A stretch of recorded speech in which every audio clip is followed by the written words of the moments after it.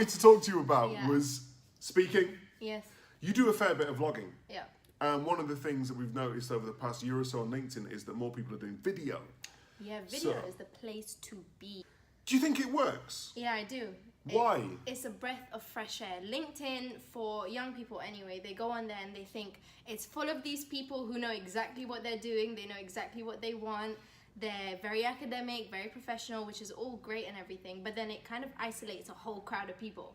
So I think video on LinkedIn is just like, it's very welcoming and anyone can do it. Okay, so what you're saying is that, like, from your experiences, people that you know, people that you teach, right? Because she's a university lecturer. It can be intimidating because Yes. they see Yeah. interesting articles, people having achieved lots of stuff with big badges on their CVs, Yeah, and they just think, what can I add to that party, right? there you go, exactly. But video could be the thing. Okay, so It kind of bridges the gap. I think that's what it does. It so bridges why the- is video less intimidating? Because, for example, if I talk to people with, let's say, 10, 20 years work experience, and I have to say, hey, have you thought about doing video? They go like, they're not comfortable with the camera. I think Yeah. that's what I'm basically trying to say. They would much rather find a way to let other things communicate those emotions, right, through articles. But you're saying that a younger generation is very much up for doing video. Yeah, I think maybe Yeah. that's what it is, just the difference in the generations. We're all very tech savvy. We want to use all of these social media platforms, which, to be honest, has a bigger outreach anyway. Hang on, but you're tech savvy, but my generation is tech savvy too. Okay, but how many from your generation, apart from you, you're unique, you're different. No, I'm not. He's different. No, I'm not. Don't be humble. Talking about my generation. Okay, there you go. So, I think that sometimes, I mean, you know, joking aside, people talk about generations as like, oh, this younger generation, they're very tech savvy, and then the older generation forgets that once upon a time they were that generation, right? My generation that were like ripping things up. But I do think that you make a good point, right? That perhaps the way that we communicate is different, or like from an early age, you just become more comfortable with, Yeah. like, you know, with words. I mean, even we were joking about, like, you know, I'm a hip hop kid. I'm from a hip hop generation. And are you in a hip hop? Yeah, I like hip hop. But you like emceeing and poetry and spoken Yeah, word and yeah. stuff like that, Yeah, right? yeah. That's So my thing. we were joking about the fact that rhyming comes naturally. Yeah. So I'm not going to make a rhyme. I might make you rhyme. No, I don't. But that idea of wordplay and expression and mic control and stuff like that, I think there are lots of people who kind of get it, right? Like, I've seen you basically light up people's phones on, on social media. What are your favourite platforms? My favorite platforms right now it was Periscope. Periscope was a big thing for me in the projects that I did. Yeah. Instagram, definitely, especially with IGTV. It might even take over YouTube. That's a big thing to Tell say. them but what you never know. IGTV means. So IGTV is kind of like longer videos. So you have Okay, videos. but what does IG stand for? Instagram. Okay, because people might not know. You're like, Instagram, yeah. yeah, it's bad. Like, okay, So it's Instagram video. TV, Right. yeah. So it's just 10-minute videos. It's much longer videos. I Yeah. mean, on Instagram at the moment, you can only make videos of about a minute.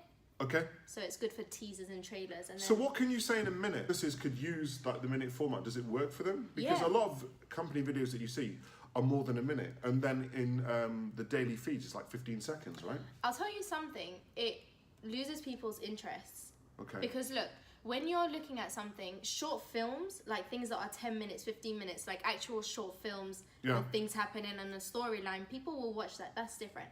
But if you're a company and you're advertising something, or you want to get your product or your service across, Okay. then the best way to do it is through really short clips. Just show your product, show the key things of what I it's was gonna smiling because, like, you know, I have this thing where if something comes into my head, it makes me smile. So I'm thinking that you are basically the queen of 15 seconds because, like, you can say things in 15 seconds because you have no choice. Because Yeah. on Instagram, it's basically like, okay, I've just got something very important to say to you. do. So let me get For straight to 15 the seconds. important part. No, it's true. Seeing you read out poetry and read out from books, Yeah.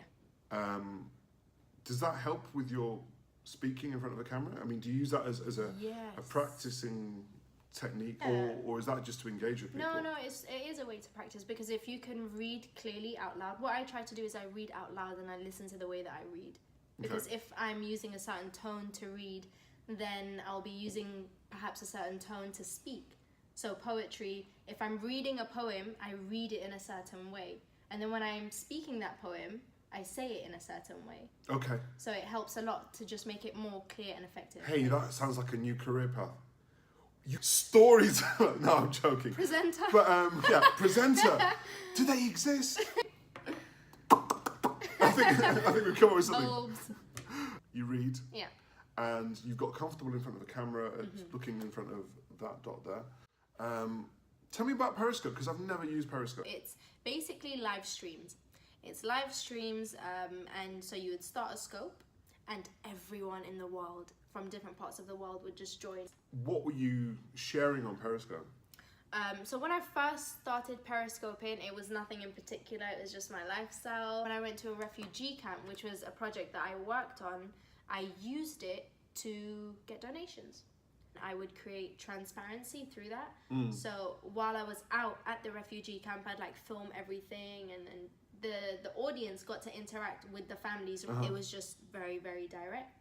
The families were on camera, the audience were asking them whatever they wanted to ask. It created 100% transparency in terms of the money, where it was going, what I was spending on. Do you think it would be cool if like a company did live streams and walked around the office? Do you think people want to see that? Yes, absolutely.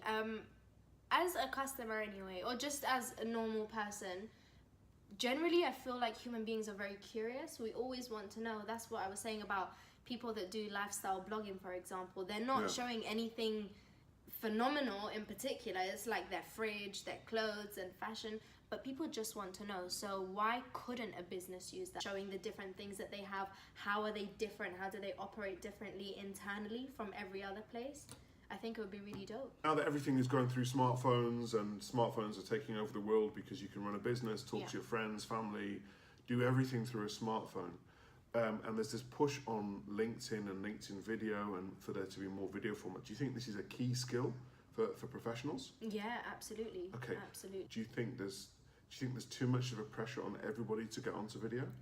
I think it's one of those things where that's where everything is heading towards, and so it's a case of, are you able to adapt? I think that's where the pressure comes. So what would you say Your to ability people to adapt. that say that video is just for narcissists, people that are in love with themselves, that pull duck faces and all that kind of stuff, that it's fake and it's kind of it appeals to a certain type of person, but if you are a more serious business person, it's not quite really the format that you would like to appear on. Well, Like, what would you say to those sorts of people? If I'm being quite honest, the shift in the world is going away from that quite formal, let's do it this and that way type of. It's just the world is moving. Good afternoon. Good afternoon. Today I'd like to talk to you on LinkedIn about. You see, like no one. If anything, that's boring. What advice would you give to people to improve their video game? I would say you can get used to video by using FaceTime. Okay. It's just a little thing. Like if if you can just get used to seeing your face on a camera and to build up a comfort. So what you say, the best way to learn about video Get straight to it. is to do video. No, honestly, it's one of those things like you can't read about how to be comfortable with a camera. It's not one of those things that you read and learn about. You just do it and you figure it out as you go along. Okay, and but then eventually... some people do video for a while and they could still not be particularly good at it. Do you have people that give you criticism, or friendly criticism or feedback? Do you look for that, or do you just are you your own critic? No, I am my own critic. Don't get me wrong. So do you share your videos with people and say like, tell me what I should do better? Yeah. So before I post any of my videos, I always share it with my friends, or they always give me constructive feedback. What are you not good at when it comes to videoing that you wish you were better at? What I'm not good at when it comes to videoing is when I speak, I tend to look away. It's like I'm drifting off to somewhere else. Okay, so basically that's an insight into Nilo. You should find her. Finding Nilo is her handle. Okay, how very convenient.